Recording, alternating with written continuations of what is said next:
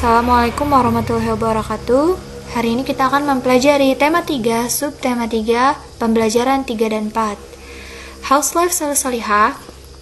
I hope all is well. Before we study thematic today, don't forget to say basmalah. Bismillahirrahmanirrahim. Then, let's read hadis and doa. Hadis mukmin yang cerdas. La yildagul mu'min min juhrim marrotain. Artinya, orang beriman tidak akan terjatuh 2 kali pada lubang yang sama. Hadis riwayat Bukhari. Dan juga doa mohon diperbaiki segala urusan. Allahumma aslih li dini alladhi huwa ismatu amri wa aslih li dunia allati fiha ma'ashi wa aslih li akhirah allati fiha ma'adi waj'alil hayata ziyadatan li fi kulli khair waj'alil mauta rahatan li min kulli syarri. Salih-salihah, jangan lupa hadis dan doa ini dibaca ulang-ulang di rumah ya. Terima kasih salih-salihah. Nah, sekarang kita lanjut ke pembelajarannya. Kemarin kita sudah belajar mengenai lingkungan yang baik. Kita akan belajar lebih banyak lagi. Tetapi kita olahraga dulu yuk salih-salihah.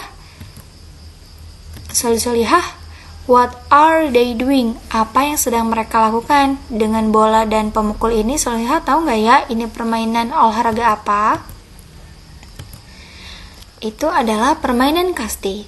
Tapi apa itu permainan kasti? Untuk lebih lengkapnya mari kita membaca teks berikut ini.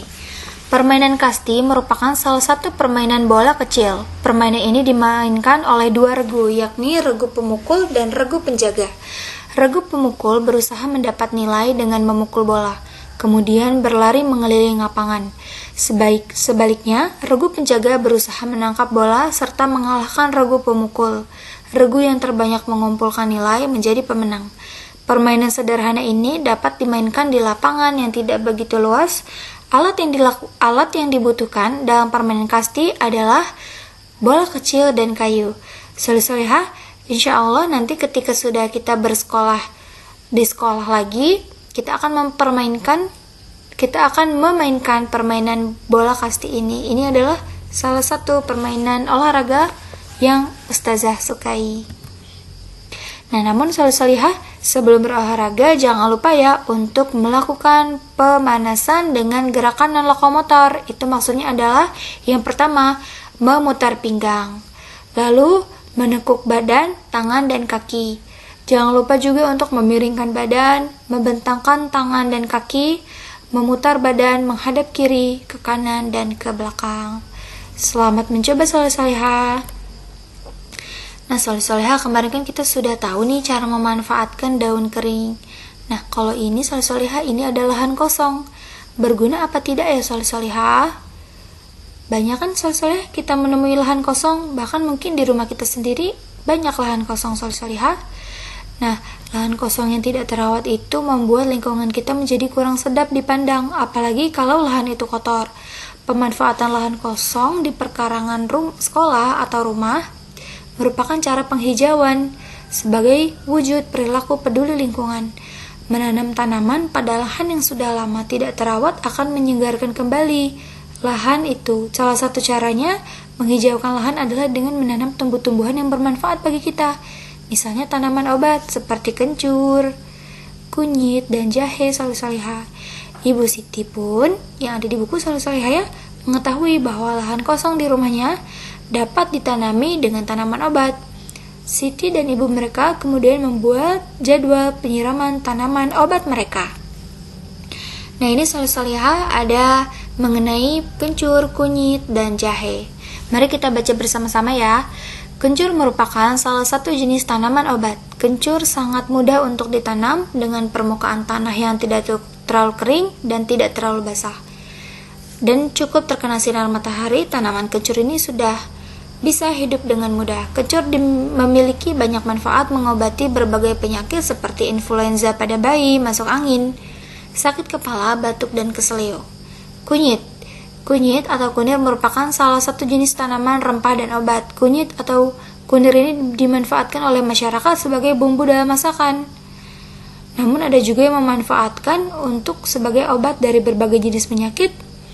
Kunyit sangat baik ditanam pada awal musim hujan, penyinaran matahari yang cukup dan tanah gembur dapat menambah kesuburan kunyit. Jahe telah lama dikenal dan tumbuh baik di negeri kita ini. Jahe merupakan salah satu rempah yang penting. Tanah yang digunakan untuk penanaman jahe ini tidak boleh tergenang. Jahe banyak sekali manfaatnya, salah satunya untuk bumbu masak, pemberi aroma dan rasa pada makanan, dan memberi efek panas dalam perut. Oleh karenanya, jahe digunakan sebagai bahan untuk minuman penghangat tubuh. Jahe juga banyak digunakan dalam industri obat, minyak wangi, dan jamu tradisional. Soleha, jadi ini adalah 3 contoh tanaman yang bisa kita tanami di lahan kosong di rumah kita. Nah, ini soleh-solehah, seperti yang tadi Ustazah bilang, mencintai lingkungan itu dengan memanfaatkan hal yang kelihatannya itu tidak bermanfaat, ternyata malah sangat bermanfaat. Jadi soleh-solehah, memanfaatkan lahan kosong di rumah itu bisa kita tanami dengan bibit buah, sayur, tanaman obat yang sangat berguna bagi kesehatan kita jika kita mengkonsumsinya secara rutin, seperti kencur, jahe, dan kunyit. Tapi apabila soleh-soleh mau berkreasi dengan tanaman lain, itu sangat bagus. Soleh-solehah, mereka sedang kerja bakti. Ternyata kerja bakti itu salah satu kewajiban kita dalam rangka menjaga lingkungan. Nah, soleh-solehah, bagaimana ya? Apa yang terjadi kalau kita tidak melaksanakan kewajiban kita? Wah, ternyata ini soleh-solehah penyebabnya. Karena ada hutan yang gundul, banjir, dan juga gunung yang sangat kering ini, sangat kering kerontang, tidak ada pohon sama sekali. Penyebabnya adalah hutan gundul ini penebangan hutan secara liar. Dampak bagi lingkungan kita, hutan pun menjadi gundul dan bisa terjadi bencana alam. Dampak bagi masyarakat, sulitnya mendapatkan udara segar karena tidak ada pohon. Saran yang supaya hal ini tidak terjadi itu melakukan tebang pilih dan tebang tanam agar kelestarian terjaga. Kalau ini soleh-solehah, penyebab banjir ini sangat banyak ya, dengan hutan gundul dan aliran sungai yang tersumbat. Dampak bagi lingkungan adalah lingkungan menjadi kotor, dampak kepada masyarakat juga sangat banyak ya soleh-solehah, karena dapat merusak prasarana bagi kita semua. Nah, soleh-solehah, ini dilanjutkan oleh soleh-solehah ya. Ustazah sudah mencontohkan. Apa sih soleh-solehah hal yang sudah baik yang ada di masyarakat kita dan hal yang belum baik yang ada di masyarakat kita? Mari kita telaah bersama-sama.